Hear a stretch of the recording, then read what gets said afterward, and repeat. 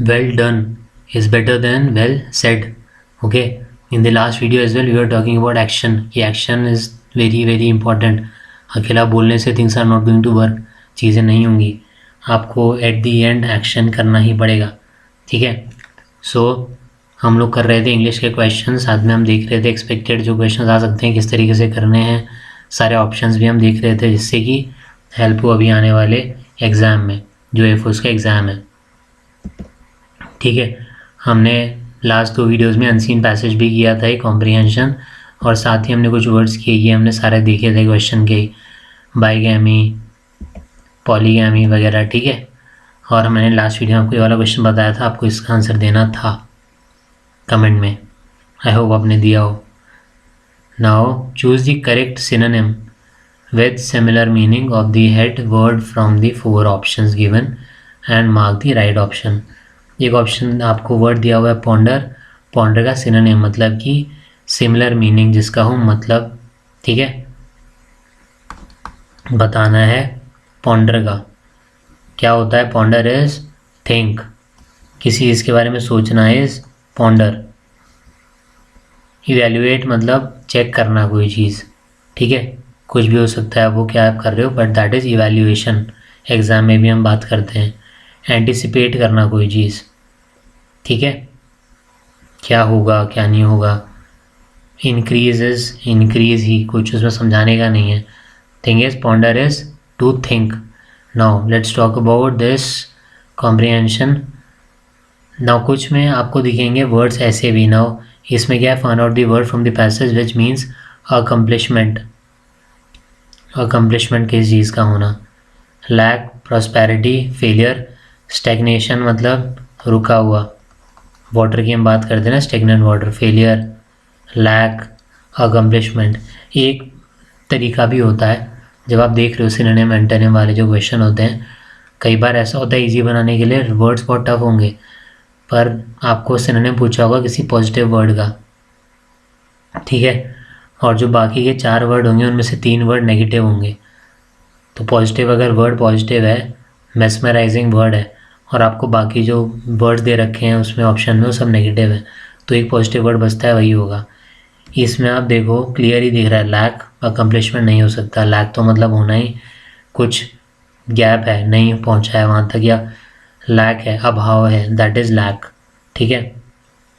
Failure is again failing, nothing to explain. Stagnation रुका हुआ जो मैंने बोला, मतलब ग्रोथ नहीं है, वहीं पे सैचुरेशन आ गया, दैट इज स्टैग्नेशन. तो अकम्पलिशमेंट इज प्रॉस्पेरिटी ही बचता है. स्टिल आपको स्पीड बनानी है कॉम्प्रिहेंशन रीड करने की, तो न्यूज़पेपर एक तरीका हो सकता है. अदरवाइज़ आप बुक्स वगैरह पढ़ ही रहे होंगे इस एग्ज़ाम वगैरह के लिए.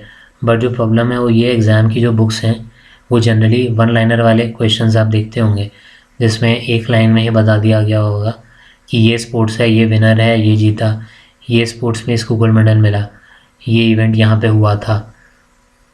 तो एक एक लाइन हो रहा है, पैराग्राफ नहीं. अगर पैराग्राफ आप पढ़ रहे हो बुक्स में तो वेल एंड गुड है, अदरवाइज न्यूज़पेपर आपको हेल्प करेगा इस चीज़ में. हम फिर भी पढ़ लेते हैं एक बार. India has always been an utmost inspiration for the world at large for her fabulous wealth both material and economic prosperity. ठीक है.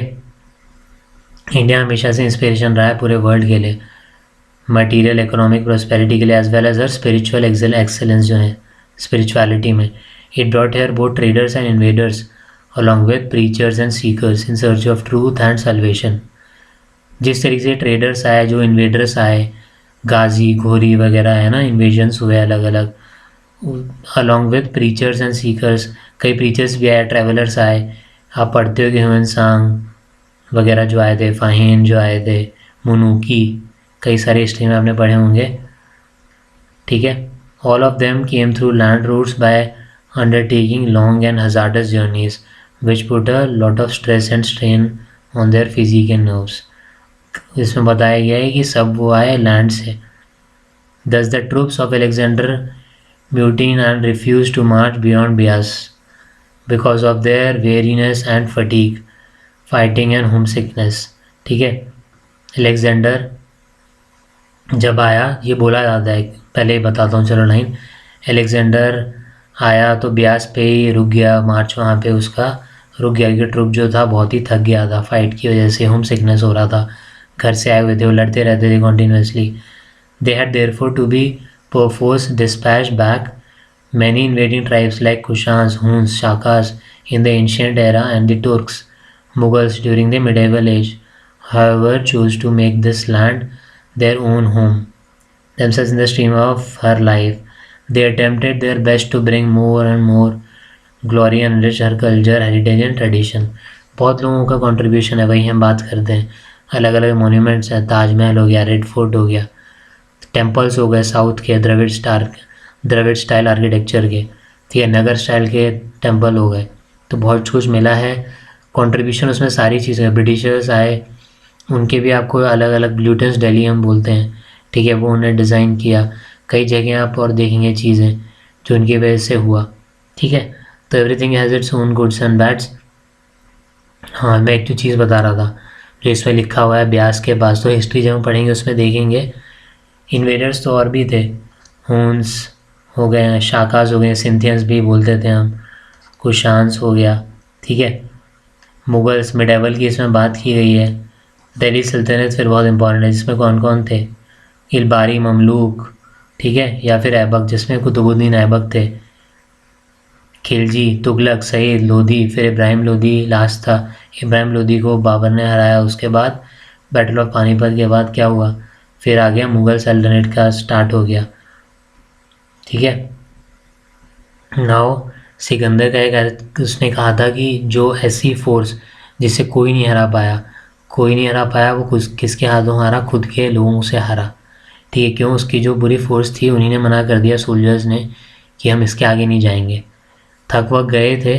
कुछ बुक्स ये भी कहती हैं कि उन्हें पता था कि भाई यहाँ पे जो फोर्स है अभी इंडिया में, उनके पास इतने हाथी हैं, इतना वो है, तो इनको तो एकदम बैंड बजा देंगे इनकी, ऐसी वाला चीज़ें इन तक आई हुई थी, ठीक है। तो वो भी रीज़न बोला जाता है। बाकी वही है, इतने टाइम से बाहर रहते रहते फाइट करते करते इनने बोल दिया था कि ब्यास के आगे नहीं जाएंगे। तो ये बोला गया था कि जो जिसे कोई नहीं हरा पाया सिकंदर अलेक्जेंडर को, वो खुद की फोर्सेस, खुद के सोल्जर्स से हार गया, ठीक है। सो आगे चलते हैं स्टोरी के बाद। अगेन इसमें भी अब एडजेक्टिव बताना है म्यूज़िक का, म्यूजिशियन, म्यूज़िकली, म्यूज़िकैलिटी, म्यूज़िकल। म्यूज़िकल क्या बताता है, म्यूज़िकल क्वालिटी के बारे में बताता है, एडजेक्टिव वही बताता है। विशेषण, जो सर्वनाम की विशेषता होता है उसे विशेषण कहते हैं। एडजेक्टिव है क्या बता रहा है, पॉजिटिव बता रहा है उसका, ब्यूटीफुल, म्यूज़िकल, ठीक है। People in the villages of Rajasthan, अब ये पैसेज दिए हुए हैं, यू कैन रीड, उससे आपका प्रैक्टिस होगा, ठीक है। ये इजीली हो गए, हो सकता है इजीली ना हो, टफ वर्ड हो कोई, कई बार वर्ड सिंपल होता है पर उसका पैसेज में मीनिंग अलग होगा और वैसे अलग होगा, राइट। जैसे इडियम फ्रेजेस होता है, वो वैसे अलग अलग है उनका लिटरल मीनिंग वर्ड्स का, बट अगर आप साथ में देखोगे तो कुछ और होगा। होल्ड योर हॉर्सेस,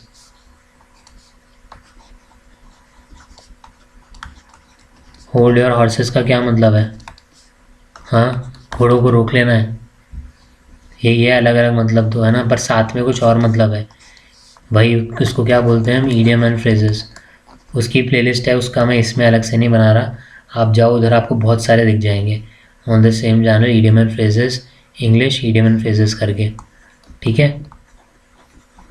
और होल्ड योर हॉर्सेस का भी मुझे बताना, ठीक है। तो people in the villages of Rajasthan led a very simple life, their way of living has not change over the years. बहुत सिंपल लाइफ जीते हैं जो राजस्थान में लोग हैं, गाँव में जो रहते हैं, उनकी लाइफ में कुछ चेंज नहीं हुआ है, not change over the years, बीते सालों में। They live in circular huts में रहते हैं। The walls of these huts are covered with cow dung, जो गोबर से वो होता है, काउ डंग से उससे कवर किया जाता है हट्स को। Every hut has a small place for worship, पूजा के लिए हर हट में जगह रहती है। The life of these people is full of difficulties, कुछ मुश्किलें भी हैं, लाइफ फुल ऑफ डिफ़िकल्टीज़ है। It is very hot in summers and cold in winters, बहुत ज़्यादा गर्मी रहती है समर्स में, एंड विंटर्स में बहुत ज़्यादा ठंड रहती है।